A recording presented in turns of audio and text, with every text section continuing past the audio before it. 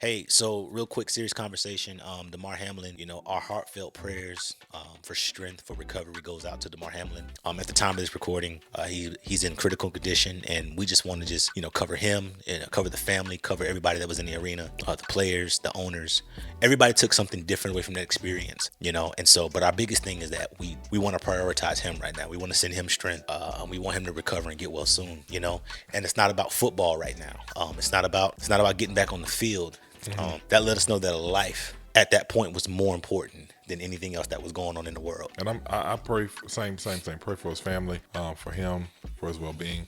Also praying for his teammates. That's something tragic to witness. If you've ever witnessed someone go through a cardiac event or any kind of medical emergency, it's tough. It's a lot. So I pray for him, for his family, of course for his recovery and well being. But I pray for his teammates, for the team he was playing, for the young man that he collided with. That's just a lot. That's a lot to deal with. And so I just pray and shut. I joke, we joke all the time. We joke all the time. We laugh a lot. We are both praying people. Definitely. We love the Lord, and I believe in the power of the Lord. I believe in His healing power, and so He has the ability to do to blow wind back in his body. He can do all of it. So we just pray. We thank God. And I think they did make the right decision by calling the game. By calling, just saying, hey, we're gonna pick this up. I think they announced they're gonna pick it back up on Saturday. It won't be this week, so it'll be on Saturday. So I appreciate them, because at first I was like, are they gonna, what I'm saying, are they gonna hold this, or what are they gonna do? How do you play after something like that? There's been several other injuries, just like the Michael Irvin broken neck situation. You've seen snapped legs and stuff like that, but cardiac arrest is a whole different animal. Cardiac arrest is literally, for lack of better expression, life leaving the body.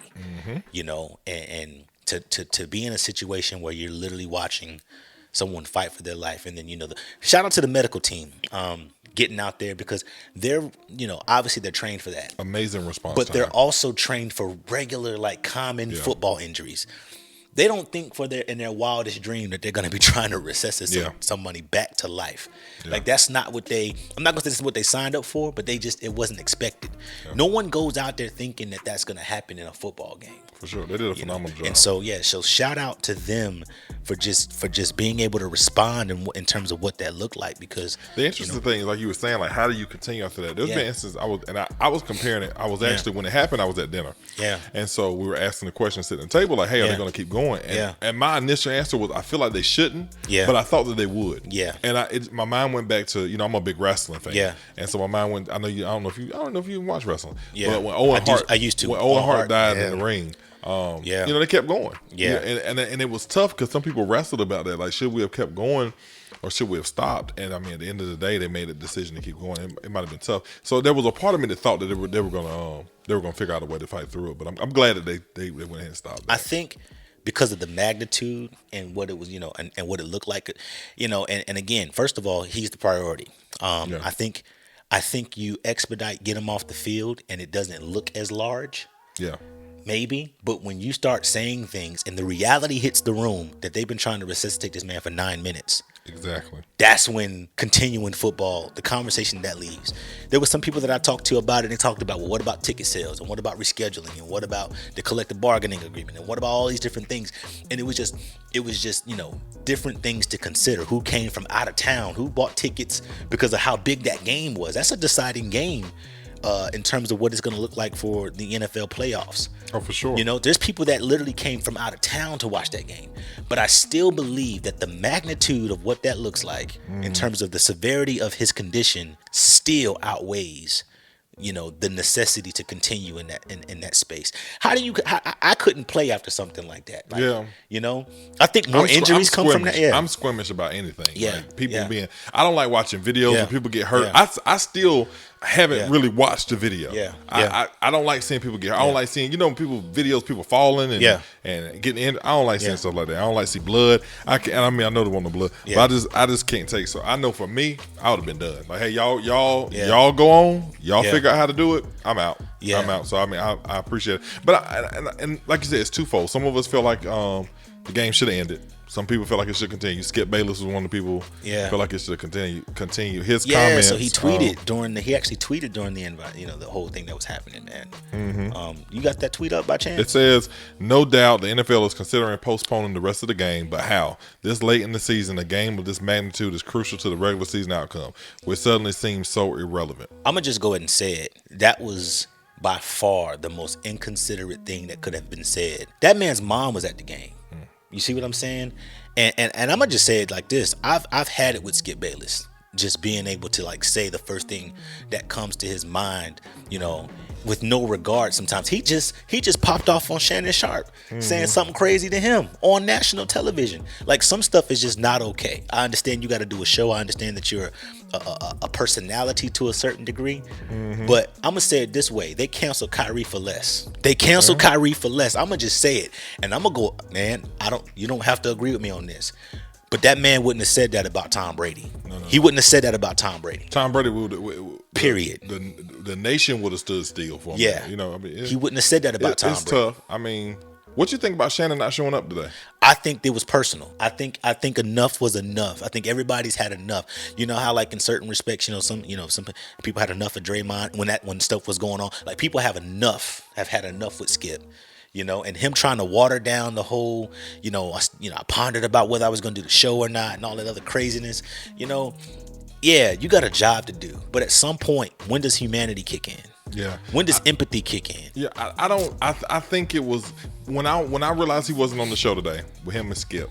What I said to myself was he probably was like, "No, you're gonna face this one alone. Yeah, I'll come back tomorrow. Yeah, I'll come back the next day or something like that. Yeah. But today you gonna eat your words and you gonna talk to these people and come at this a different way. Like, I ain't about to help you navigate through that. And I'm not saying that Skip's feelings weren't justified from the position he was coming from. I don't agree with it. Yeah, I'm not saying that his thinking was his thinking. I don't agree with it. But I think it would, like, I agree with you. I think it was insensitive, because that just you don't just come back from that. The game, they can play that out later. Yeah. The playoffs, we'll figure that stuff out. Like you said, this is life. That's life. Yeah. That was life and death. Yeah, all in one conversation. All in one. And all you thinking about is football. Yeah. Like, and so for me, it hit home in a lot of areas, man, because for real, like, there's that put real definition on no man knows the day or the hour. No one knows, like, what your last steps will look like, what your last breath look like. And so it really, for me, it just put me in a space where today I was working out, and I ain't even gonna lie to you. Today I was thankful for every step I took. Yeah. I was thankful for every weight I lifted. I was thankful for the fact that I was able to get up from what I was doing, and when I got tired, take a break. Yeah. I was thankful for that. And I'm not saying that I'm not thankful, any other day, but today, there was an extra level of gratitude. Oh yeah. Because I know with those players, how they, the little bit I train, you know what I mean? It's on 10. Yeah, me too. We try to be serious. I'm sorry. But the medical, the medicines that they have to take, the vitamins and stuff that they got to take, to help their body be in a space where they can compete at the highest level. Oh yeah. And so I don't, at this point, I don't take it lightly. And so I love what you said. You said Skip was like, this is our thought. I'm gonna say our, because I agree with you. There's a portion of Skip where he's, you got to handle that on your own. Yeah, you got to eat that on your own, because I don't want no camera time on that. I'm not gonna help you clean that up. Because that was wrong. Like you said, that cardiac thing is, when you start talking about heart. My dad has heart failure. Yeah. My stepmom I've seen her have a heart attack. I lost a best friend to his heart failing and I don't play by that. That's just a different thing. I'm not trying to make this no deep religious moment or nothing like that, but that's why I always say, hey, that old song, I pray we all be ready. Yeah. We literally don't know the moment. We don't know the second. You can take all the, like you said, all the vitamins. You can take all the vitamins. Yeah. You can be cleared by any doctor. Yeah. But we never know what that next moment is. So, get your heart right. Give his mother some peace. Yep. It is no mother's, first of all, it's no parent's desire to bury a child. To have to even see a child in that state. There's nothing cool about that. That is oxymoronic to plans in terms of how, you know, the plan of succession in terms of how life happens and people get old and all that stuff. That's not a part of the plan. Let me ask you a question. This is literally me not knowing. Yeah. Can you play football again after a cardiac event, or is that kind of you gotta? I wouldn't want to. Yeah, okay. I wouldn't even. I mean, I wouldn't want to. I just don't know. I didn't know if there was a rule or if there was a health protocol or if there was something where you couldn't play after something like that. So what I do know is that, you know, when it comes to that kind of stuff, it has to do with something in terms of the oxygen level and the blood level and stuff like that. And like, you know, I know because like blood clots, Chris Bosh was put on notice to not, you know, he had to make a hard decision about his career. So I would lean towards the direction of no. You know what I mean? But at the same time, you know, when God lifts, when God restores, when God heals, I just walk away from that. Yeah. And I believe that I don't even know if football is what caused it. But I do know that it's a rigorous thing that I'm doing in my life. Oh yeah, and I'm gonna take 1,000 steps back. I'm gonna take 1,000 steps anything. back. I know I've seen stories of people healthy in the gym or just walking down the street, healthiest people out, and have a cardiac event. You just don't know. I mean, you know, you can be in the bathroom and just bend over. I think the trauma of having it happen in a space like that. I don't think I mentally could handle it because for me, every time I get back in that position, I'm gonna think, oh, could it happen again? If I get hit or if I hit somebody wrong, could it happen again? So I mean, again, this is even. I know we're praying, hey, that he be healed, his body. Yeah. But we got to also remember that mind is something. There's more that's gonna have to. He's gonna have to fight with and continue with him, his team, the other players. So my prayers are with everybody. You know.